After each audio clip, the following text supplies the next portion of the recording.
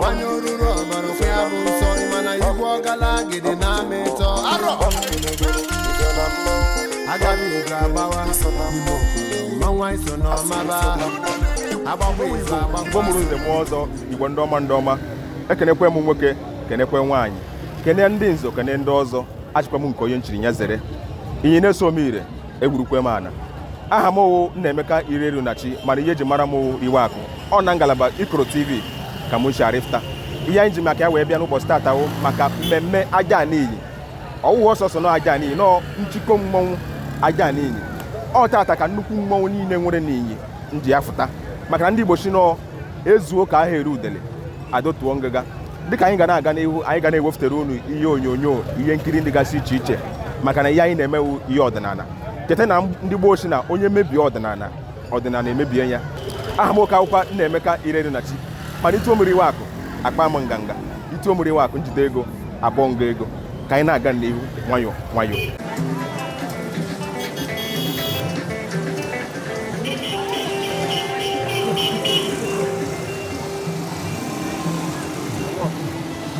Yes.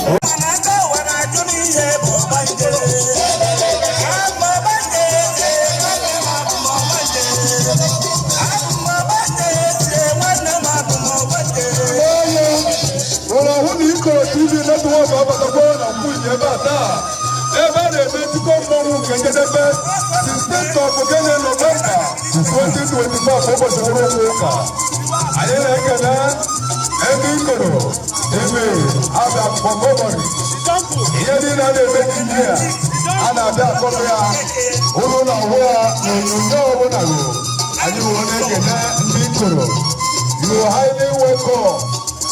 on the ceremony of the final day of the Mambasiba Ajayi. And we make a rule. Other part of what you want to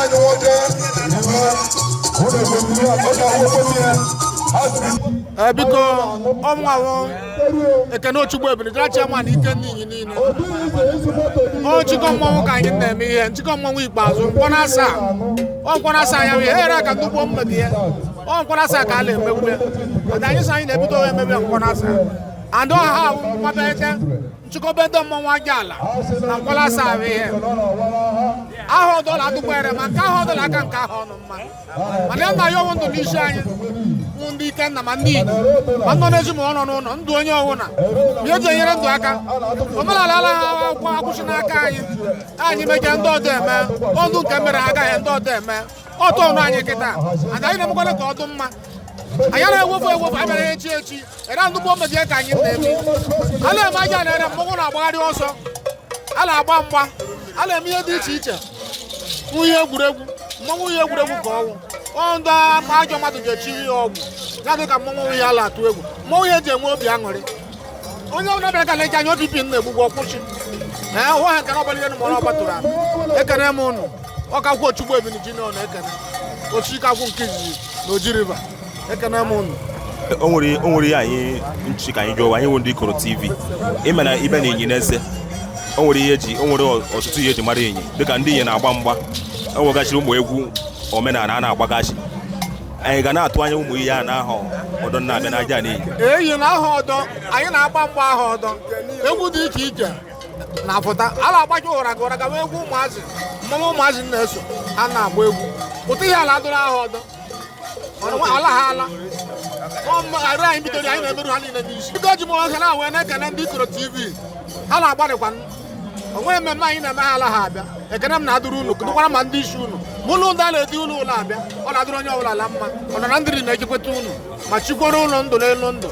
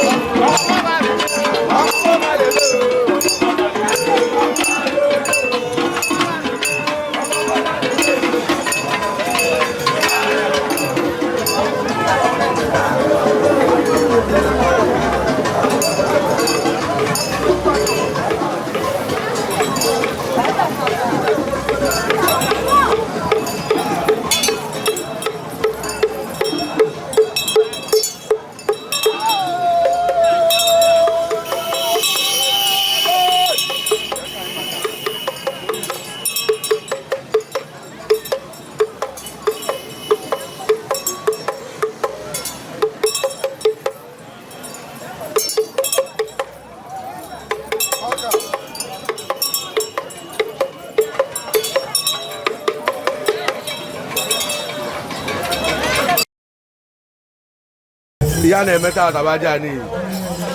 nna nna anyị megogwe nye arute n'aka anyị ọwụọ n'aka anyị ka ọ na-awụ ruo ọkwa anyị n'ahụ anyị adị nke ahụ ọ na-ịhụ ego otu wedo ọmaka mana nke aka niile ga-akarị nke ahụ ọrụ onye m na-ekwe na nkwa ile anya ka ịhụla mmadụ na-ezuru ezu obodo onye ọwụ na aṅụrị anyị na-achọ ka udo bịakwakwa dị nji ka ihe ndụgbo bifo ka o bidokwe n'isi eke ka ọ dịkwa mma ikoro dị ibu ekere ọgọnna ọgọrụ ndị inyi niile bụ na ndị nọ n'ọrụ oyibo ga-enweta promoshọn ndị na-azụ ahịa ga-azụta ezigbo ego ndị na-arụ ọrụ aka ga-arụta ego ere ndị inyi sugbo emegbo gboo maka na mmụọ nọ n'ịnya anaghị edegwa azụ ọ bịagwa onwe ya na-ada atụ ada atụ onye na-ere ọkụ ịhụla anyị onye na-ata ịbịa weta ozizi eme maka na anyị emekwa otechekwa ihe niile erozigbo ọdụ ihe na-arụgwo mma nwe ịnyịnya na-agazi n'ihu karịa ka ha sikwa aga ha na-agawukwe n'ihu maka onweghị obodo na-amụ ịnyịnya aka mana ha na-agarịgazi n'ihu kịta gwa mmanụ nwekwu ihe kwụ ha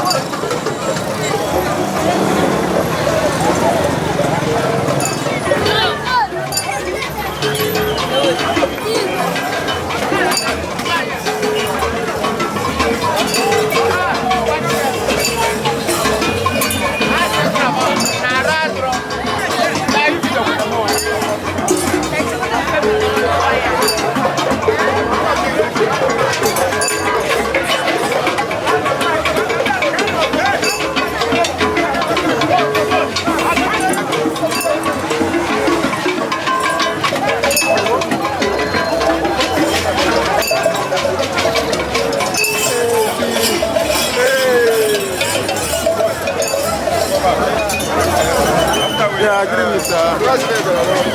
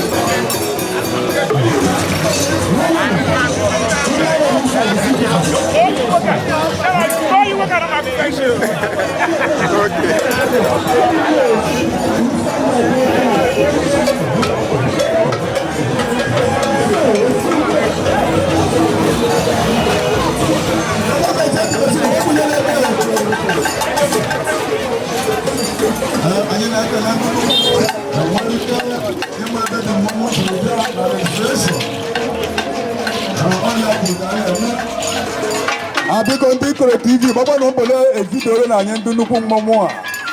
donu aha ka juru egwu unu fụkwara unu aga n'okporo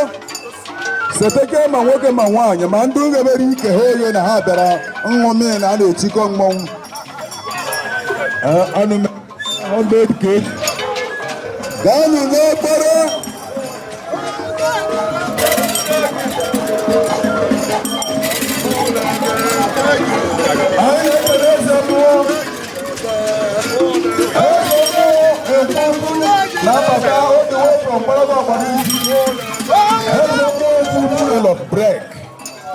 ọkwa trena na-anọ n'ebu cement 40 feet ha chịkwubu ụmụ ọma agbata oweji nke na amaghịrị atụ oweji nke a amaghịrị ka ha fọdụ ndị nọ n'okporo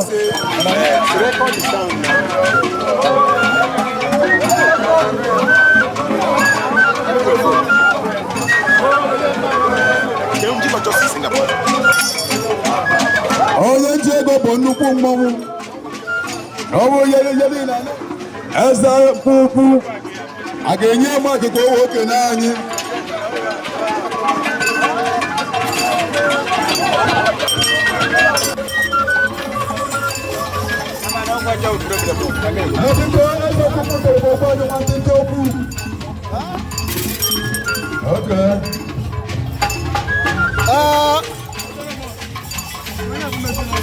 ndị Kenny ekele m ụlọ ndị omenala Igbo ekele m ụlọ ọmụnwa bụ Onyedikachukwu mee Chukwu mee ebere ume eze nkwukwu Agbariji Inyile Somire ahịa na-azụ azụ ebe unu nọ mgbakọtara ụbọchị nke taata ọ aka ji owo nwa ahịa nkwukwu Agbariji Inyile Somire onye lụrụ ihe ya n'ụbọchị nke taata asị m n'ụbọchị nke taata na anyị nwa mbụ ndị eze nkwukwu na ntọrọbịa na ha ji ọjị na ha apa mmanya wee bịa n'ụbọchị nke tata biko sụrụ oyi emegegbe emege ka anyị wee nye ndị Ikenna Inyile Somire and ndị omenala Inyile Somire ọjị na ha bịara nkwukwu n'ọbịa nkwukwu ka ha bịara a sị na onye m bịara bịa nkwukwu na nkwukwu na-enye ọjị nkwukwu na-enye mmanya onye ka anyị ji wee bịa na ọ bịara bịa nkwukwu ọlọkwa bịakwu nkwukwu andịla ọlọkwa alala nkwukwu ọlọkwa afịara azụ aja nkwukwu wee na-ekwu okwu tata wee sị were agwa nkwukwu ndị niile iji nwere ọghọ nkwukwu o ji wee dị ire wee azụ azụ mụ were akpọkụ ndị niile mmegworo nkwukwu gbogbo n'ụbọchị nke tata n'ọha ka anyị na-akpọpụta n'ụbọchị erugbo were asị ha bigokere ha bịa iri aja ala dị ike furu eji n'onye ka m si anya bịakwa bịa n'ụbọchị nke tata na aka akara ka erugbokwenụ were akpọkwukwere ume iri aja ala dị ike furu eji were asị ya aka akara akara orugbo were akpọnyewe dum be ume bụ iri aja ala dị ike furu eji si adị ike aka akara ka erugbo were akpọkọ nwa aga aba Agbariji enwe mve agbara nke Agbariji si anya were nkwukwu wee letere na ya ga-anwa ga-aba were mee wee si anya wee leta ụmụ ya anya akpọkọ m ugbu agbara wee si anya bịakwado aka akpa erukwe were asị biko kelenụ inyere ọsọ omire akpọkọ m ụgbọ niile nọ n'agbara iji akpọkọ m ụgbọ niile nọ n'inyere ọsọ omire akpọkọ m ụgbọ mmụọ niile ndị nke ukwu were aja jere akpọkwukwere m aja ala enyi ọmụta elezu anya were asị ala ụbọchị nke tata n'inyere ọgbakwa n'ihu na ụbọchị nke tata achọpụ na iyi ga-agara so n'iru igwe kansụl na agbara iji dọkịta Levi Madeke wee sị anya biko kele akpọkwukwa m yisiri onye Highness igwe agbada imi asịkwa na biko kele High Chief igwe Negris tupu ekele asịkwa m biko kele n'ụbọchị nke tata asị m na ya ekele unu were asị unu biko kele n'ụbọchị nke tata asị m n'iyi na ihe aka ọnwụla njikere iyi wee siri ya ala agara iru ụbọchị nke tatara nke ugwu akagbuo ha niile na aka n'iyi akagbuo ha niile aka n'iyi ahụ na nke ahụ ọzọ ga-aka mma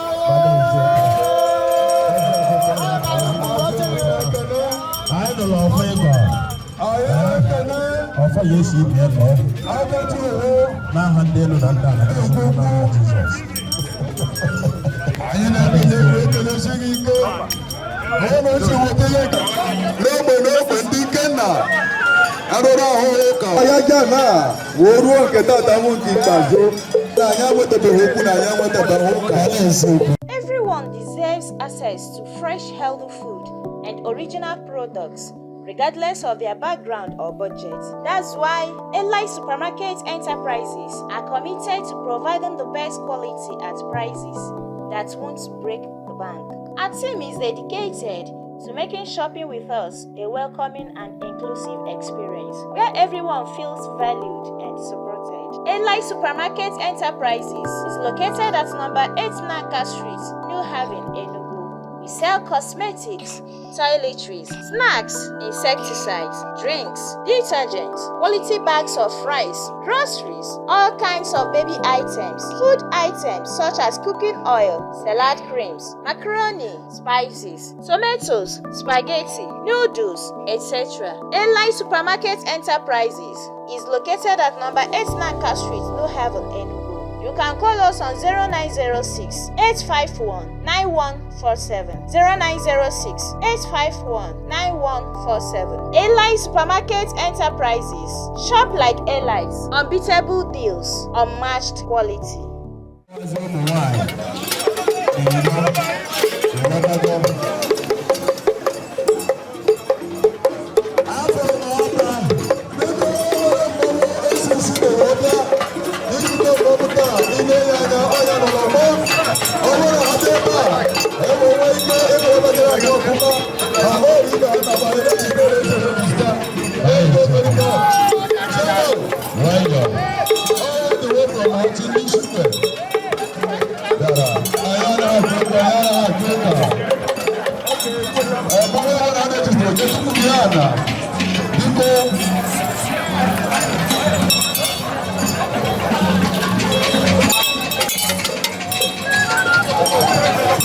Anyị mara ọ ga na-azụ ọsọ na-akpọta akpọta tata ekene mụ ọmụnwa bụ onye dị ka Chukwu betupu na-ebere na from ndị bụ ike furu eji gbarago agbara iji ọgbamụwarụ eze nkwukwu agbara iji ịnyịnya Somire n'ụbọchị nke tata ụgbara ụbọchị nchịkọ mmọnwụ nke ikpeazụ anyị wee bịakelu n'ụbọchị nke tata na ndụ niile ọgbara na nkwukwu ka a bịakwara ichịkọ ya nwe mmọnwụ adịwa na nkwukwu nyekwere ndụ ịnyịnya Somire ma ndị ike na ma ndị ọdịnala bikọsoro omegekwa emege ọjị azụ ọjị wee bịa ha jikwara mmanya wee bịa wee na-ekelekwara ndị agbara iji niile anyị ekelekwa ezekutiv agbara iji led by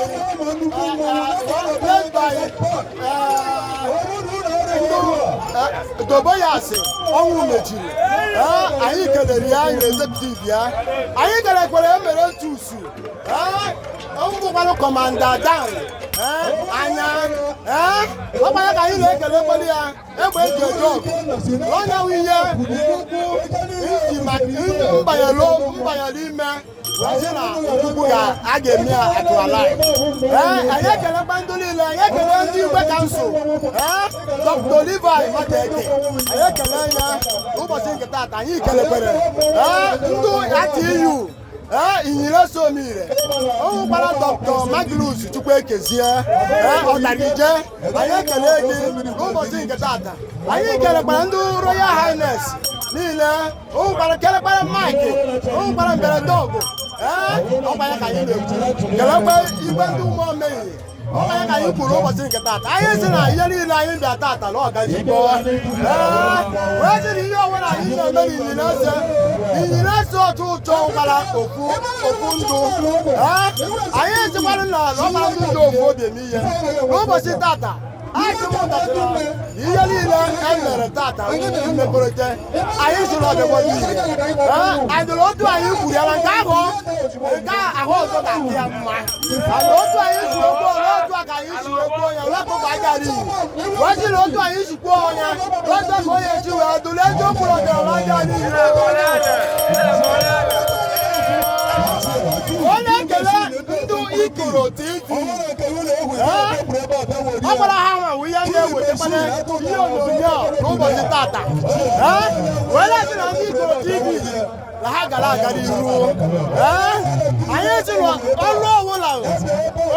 si na ha anaghị iru ebe ha kwesịrị iru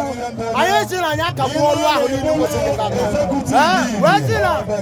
ihe ha ga-eri ga-abịa ihe ga-eri ya ga-eji anya anyị otu anyị kwuru aka sịrị otu aka onye si wee dụrụ aga n'ezi okporo ọdịnala aga n'ihu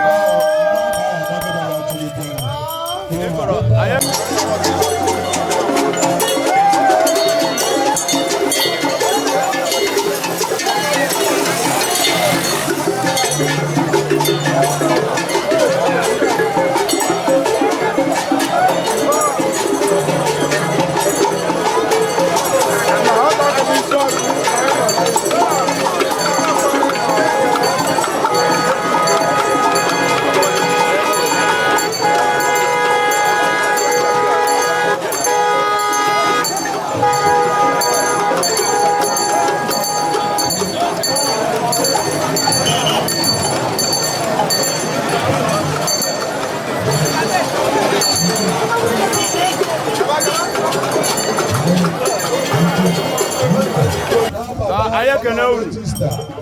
ọmụnwa ucheman Agbariji anyị nọ na nkwọ tata wee na-eme achịkọ aja ana nke ikpeazụ n'ụbọchị tata erochi adị mma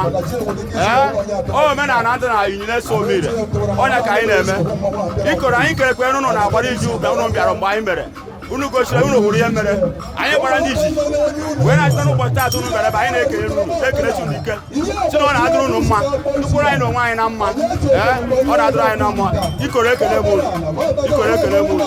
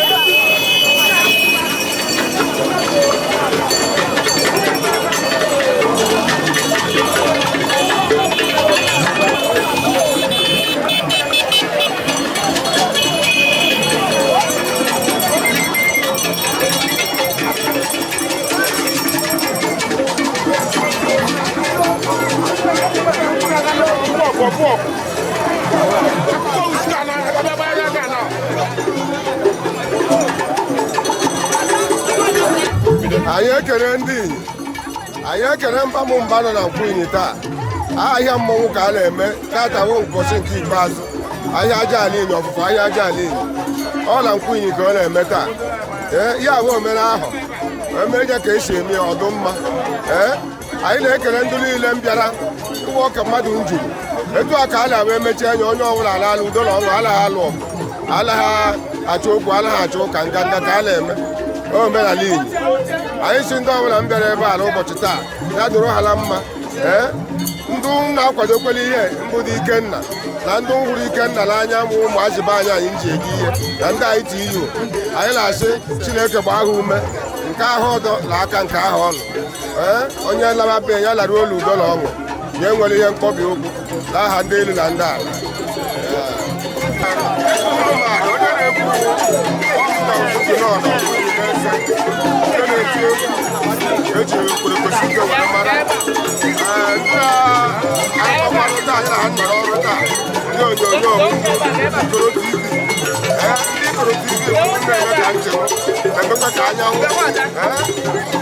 Aji omenala Igbo eji omenala Igbo egwuregwu aji omenala Igbo were eme ọnụ eme ka mba niile na-abịa ihe na-eme n'ala Igbo anyị sị ndị ikorotu ọ ga-adịrị ụlọ mma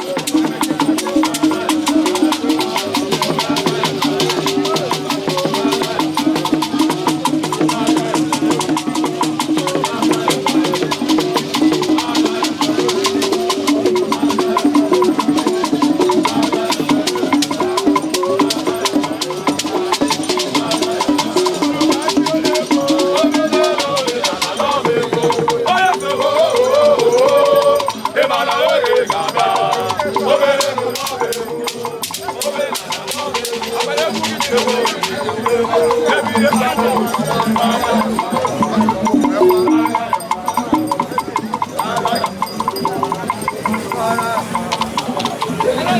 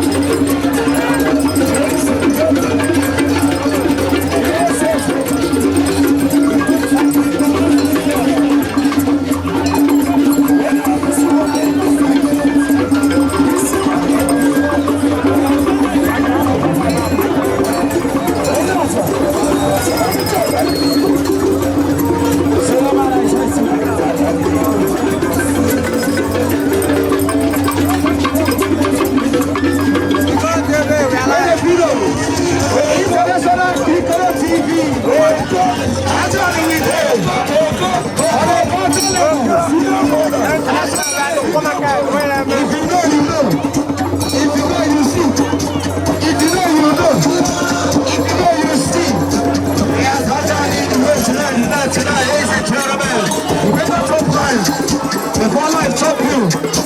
Ikoro TV to the world in case you don't know. If you want to watch God in a different dimension, hashtag subscribe to Ikoro TV. Where we are big about. Talk to me. Talk to me. Talk to me. One second.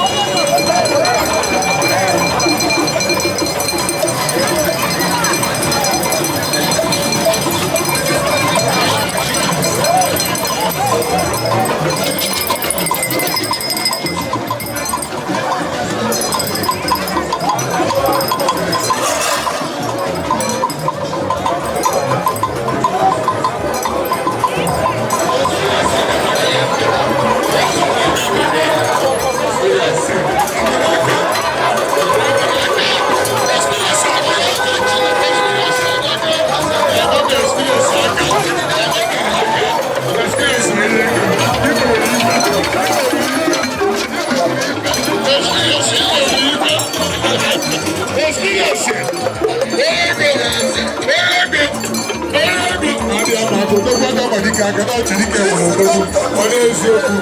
eziokwu anyị kelere ọ na-eziokwu onye ego